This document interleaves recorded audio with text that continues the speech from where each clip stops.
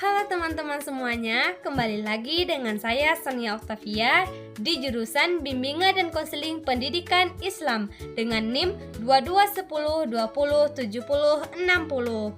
Nah, teman-teman, kali ini kita akan membahas tentang BK 17+. Nah, di dalam BK 17+ itu apa saja sih yang ada? Yuk kita bahas. Teman-teman semuanya, kalian tahu nggak sih bahwa di BK 17+ itu terdapat 6 bidang BK, 6 kegiatan pendukung BK, 10 layanan BK, 12 asas BK, dan 5 fungsi BK. Baik teman-teman semuanya, yang pertama kita akan membahas tentang apa saja sih bidang-bidang yang ada di BK. Nah, di BK itu kan terdapat 6 bidang. Yang bagian pertama yaitu adalah bagian bidang kepribadian, yaitu membantu peserta didik kita ataupun siswa kita dengan memahami ataupun menilai kemampuannya untuk mengembangkan bakat serta minatnya sesuai dengan kepribadiannya.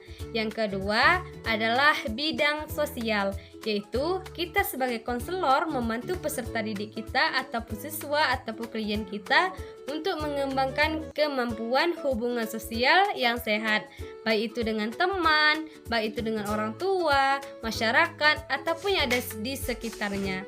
Nah, yang ketiga adalah bidang belajar, di mana di sini kita sebagai konselor yaitu membantu siswa kita untuk mengembangkan kemampuannya dalam belajar, baik itu dengan disiplin, kemampuannya untuk belajar, dan juga untuk membantu siswa agar dapat meraih prestasinya.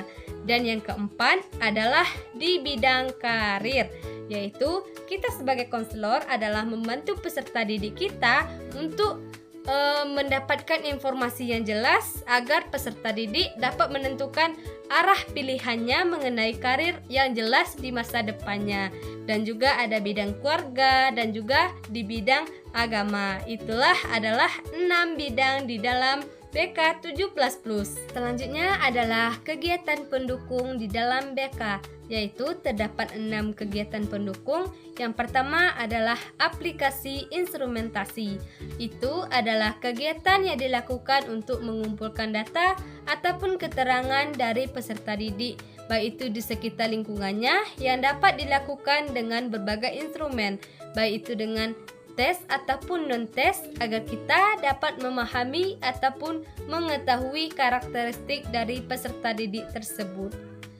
Yang kedua adalah himpunan data, yaitu kegiatan menghimpun data yang relevan dengan pengembangan peserta didik yang diselenggarakan secara berkelanjutan, yaitu dengan mengumpulkan data sebanyak-banyaknya. Ketiga adalah konferensi kasus, yang dimana dengan dilakukan kegiatan ataupun pertemuan yang dilakukan untuk menyelesaikan permasalahan seseorang dengan tujuan untuk mendapatkan solusi yang lebih baik untuk menyelesaikan permasalahan seseorang. Yang keempat adalah kunjungan rumah, yaitu kegiatan dengan melakukan kunjungan rumah ke rumah peserta didik ataupun siswa untuk mendapatkan informasi yang lebih detail dan relevan mengenai peserta didik tersebut dengan menanyakan teman-teman sekitarnya, keluarganya, ataupun di masyarakat sekitarnya.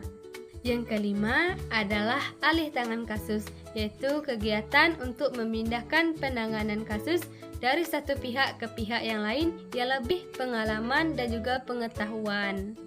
Nah, yang terakhir yaitu adalah tampilan kepustakaan, yang dimana kegiatan menyediakan berbagai bahan pustaka ataupun dalam bentuk buku yang dapat menyelesaikan ataupun mempermasalahan dan juga mengembangkan pribadinya, sosialnya, belajarnya, karirnya dari peserta didik tersebut. Itulah gunanya dari tampilan kepustakaan.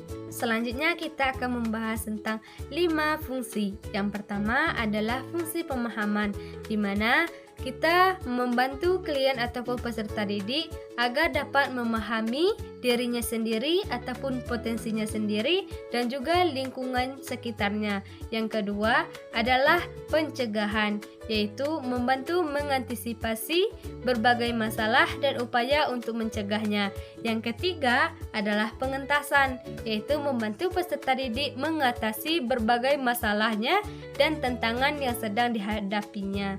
Keempat adalah pemeliharaan dan pengembangan, yaitu membantu dan mendukung peserta didik dalam pemeliharaan dan pengembangan potensinya baik di lingkungannya dengan baik. Dan yang kelima ataupun yang terakhir adalah advokasi, yaitu mendukung dan membantu peserta didik dalam memperjuangkan hak-haknya dan kepentingannya yang mungkin tidak terlihat oleh semua orang. Itulah 5 fungsi-fungsi BK. Nah, teman-temanku semuanya, selanjutnya kita akan membahas tentang asas-asas BK. Mengapa bagian asas ini terdapat 12 dan begitu banyak? Dikarenakan setiap kegiatan bimbingan dan konseling ataupun layanan yang akan kita berikan kepada klien kita ataupun peserta didik kita akan memasukkan ataupun mencantumkan berbagai macam asas-asas ini, seperti asas kerahasiaan, asas keterbukaan, asas kesukarelaan, kegiatan, kemandirian, kekinian, keterpaduan, kenormatifan, kedinamisan, alih tangan, keahlian, dan juga yang terakhir adalah tutwuri handayani. Misalnya nih, di saat kita melakukan proses konseling, kita harus merahasiakan semua pendapat ataupun semua hal yang disampaikan oleh klien ataupun peserta didik, dan juga kita harus terbuka dalam menyampaikan berbagai hal ataupun pembahasan kita pada saat itu, dan juga harus sukarela dan juga harus terlibat aktif dari awal hingga akhir kegiatan proses konseling tersebut, dan juga masih banyak lagi yang lainnya. Selanjutnya kita akan membahas tentang layanan-layanan BK. Yang pertama adalah layanan orientasi, yang dimana layanan ini yang memungkinkan peserta didik untuk memahami lingkungan yang baru. Misalkan di sekolah kita harus memberikan orientasi, misalkan memperkenalkan bahwa di sini misalkan ada ruangan OSIS, ada ruangan BK, dan lain-lain sebagainya. Selanjutnya adalah layanan informasi, yang dimana layanan ini memungkinkan peserta didik untuk mendapatkan informasi yang mengenai minat dan bakat yang dimilikinya, agar informasi tersebut bisa dia resapi dan juga dapat dia memahami untuk menentukan pilihan masa depannya. Yang ketiga adalah penempatan dan penyaluran, yaitu layanan ini memungkinkan peserta didik agar dapat memperoleh dan menyalurkan tepat untuk program dan jurusan di masa depannya. Selanjutnya adalah penguasaan konten, di mana peserta didik kita itu menguasai suatu konten yang membahas tentang suatu hal yang positif dan dapat bermanfaat bagi kehidupan sehari-harinya, baik itu dengan teman-temannya ataupun di sekolah, di keluarga, ataupun di masyarakat. Yang kelima adalah bimbingan kelompok. Bimbingan kelompok ini adalah suatu kegiatan yang dilakukan dengan banyak orang untuk membahas tentang topik ataupun permasalahan yang umum. Sedangkan konseling kelompok adalah suatu yang dilakukan ataupun konseling yang dilakukan untuk membahas tentang topik yang pribadi. Yang ketujuh adalah konseling individu ataupun perorangan, yang dimana layanan agar peserta didik mendapatkan layanan secara langsung, yaitu dengan tatap muka ataupun konseling perorangan, dan juga dengan konselor ataupun dengan guru pembimbing.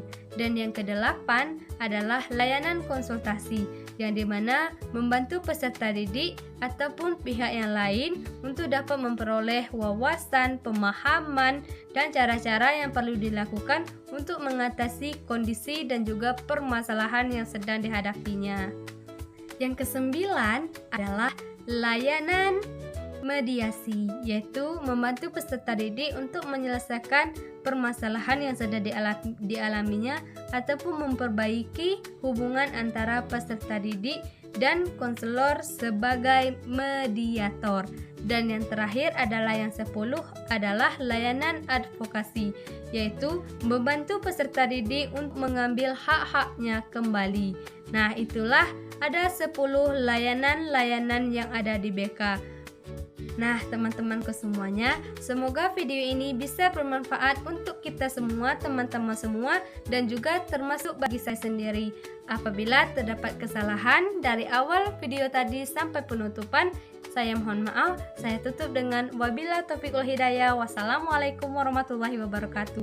Dadah semuanya, sampai berjumpa di video berikutnya ya. Bye.